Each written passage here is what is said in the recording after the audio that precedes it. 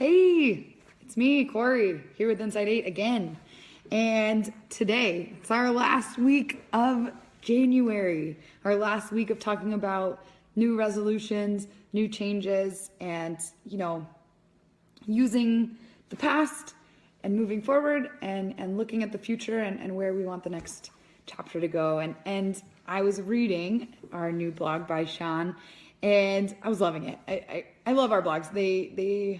They're just like, I don't know, they're good. I mean, I write some of them, so I guess a little biased, but haven't written one in a while because I've just been loving the ones that have come up from some of our other authors. And so I was reading the one about, from Sean, the one for explorers. And something I really loved was a little bit of his description of the test, because I've been hearing a lot this week, like, what is this Insight 8? What is this thing that you're doing? I see it, but what is it?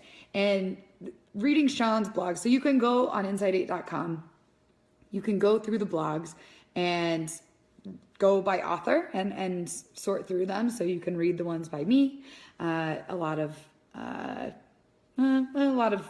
little pieces of psychology, a little pieces of the test, little pieces of a lot of things.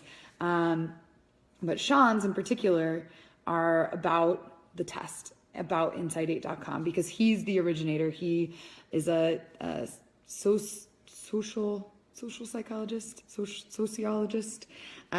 He went to school at Columbia and developed Insight 8, the primal personality assessment. And so his blogs are a lot about the test and what to expect and how to interpret your results. And this one in particular is about like using your motivations, which is what the personality assessment does, and using those motivations as a roadmap. I definitely recommend reading this blog. And I loved in his second point that he made, how the test results include examples of behaviors that can help you achieve your goals or can help derail you. And I think I have the little blog up here. Let's see. I think I can flip my camera around. Yeah. So you get on the printout this little thing that talks about your behaviors. So this is for a primal originator, which is what Sean is and what my boyfriend is. So when I'm at my best, I care about others, I foster collaboration, I'm a forward thinking and plan for the future, I value respect and personal freedom, and I'm resourceful and creative. So that fits for both of them.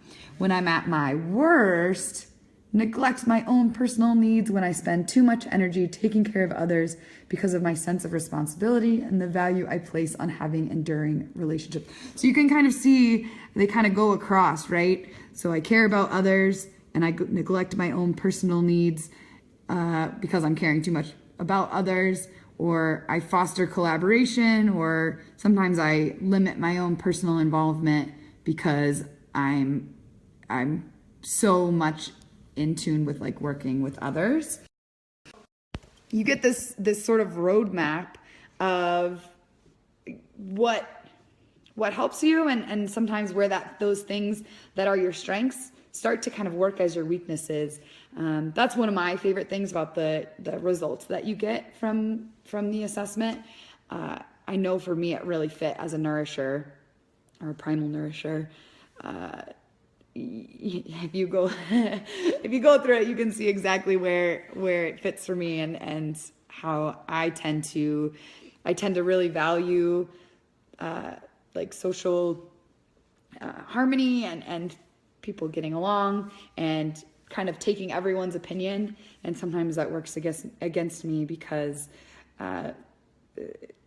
well, I tend to have a hard time asserting myself. So when what was it the other day?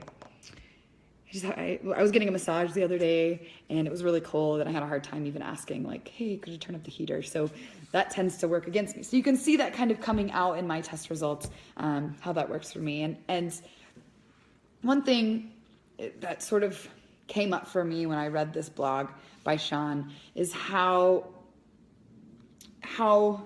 our motivations, which is what the test gets at, is a roadmap for our behaviors. And it kind of struck a nerve of how we're all sort of, along this path. And it's kind of like a story. It kind of ties in with Julie's post from this week as well. We're all writing a story. We're all kind of living this path, and it kind of is like a story. And this roadmap that we get, we can see, look back. It's almost like a table of contents, right? If you went back through your life, and I challenge you to do this. This is actually kind of a really cool thing that you can do, is like write a table of contents for your life so far. So like the main big events in your life, if you go back from childhood, like what would your table of contents look like? What would be the main chapters in your life so far? Things that have really shaped you or changed you, or just sort of propelled your life forward.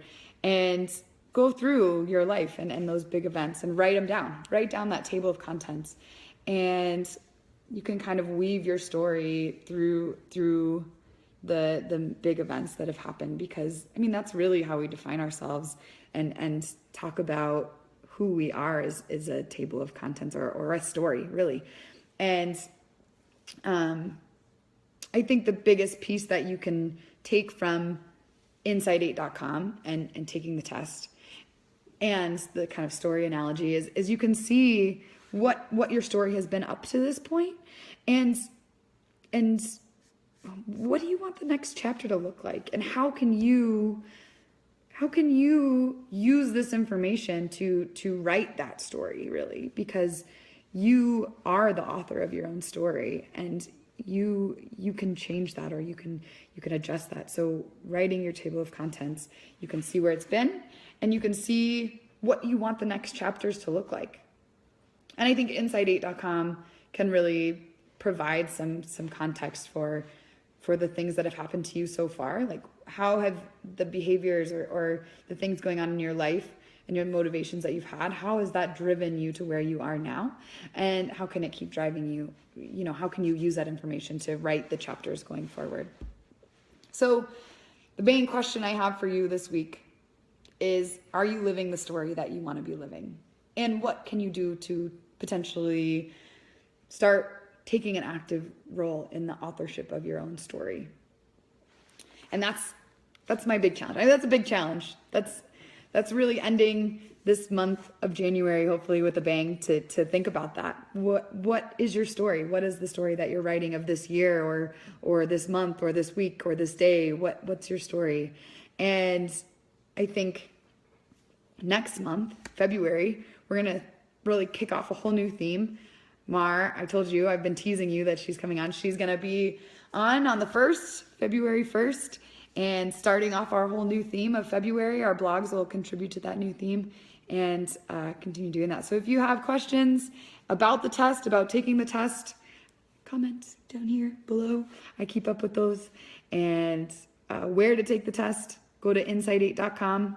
Just look around. There's a book, there's an ebook, there's information, there's cool blogs that aren't not just all about taking the test. It's just about information and all of that. So I hope you do that this week and get back to me. Let me know what you think. We will see you next week. Bye.